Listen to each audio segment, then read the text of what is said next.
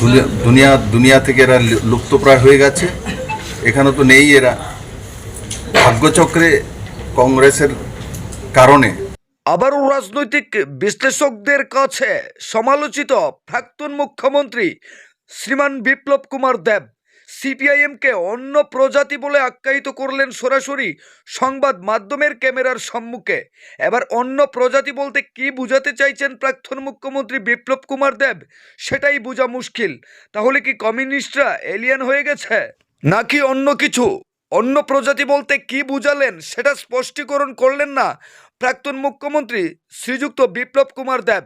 এছাড়াও তিনি বলেন এরা দুনিয়া থেকে বিলুপ্ত হয়ে যাচ্ছে। আমরা বলবো প্রাক্তন মুখ্যমন্ত্রী বিপ্লব কুমার দেবের হয়তো জানা নেই বিশ্বের একাধিক দেশ বর্তমানেও কমিউনিস্ট শাসিত।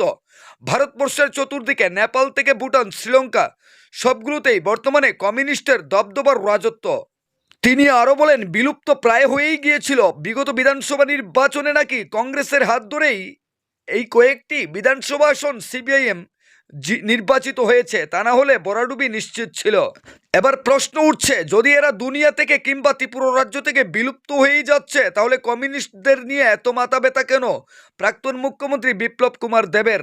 তিনি তো কংগ্রেস কিংবা অন্যান্য রাজনৈতিক দলের সমালোচনা করতে পারতেন, এখানে সিপিআইএম এর সমালোচনায় কেন বিভোর? তাহলে কি লাল আতঙ্কে আতঙ্কিত বিজেপি কিংবা বিপ্লব কুমার দেবরা? সাংসদ বিপ্লব কুমার দেবের পৌরোহিত্যে জেলা উন্নয়ন সমন্বয় মনিটরিং কমিটি দিশা এই অনুষ্ঠানটি মঙ্গলবার পশ্চিম জেলা অতিথিশালায় অনুষ্ঠিত হয়।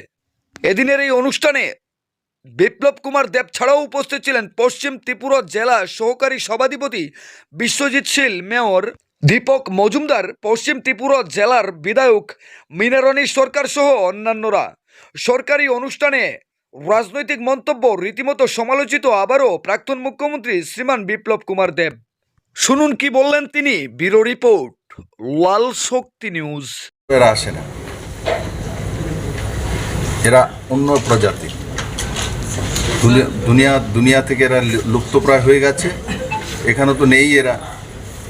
ভাগ্যচক্রে কংগ্রেসের কারণে অ্যালায়েন্স করে কয়েকটা সিট পেয়েছে। আগামী দিনগুলোতে এগুলোও থাকবে না, এদের এই অসাংবিধানিক ব্যবহারের কারণে।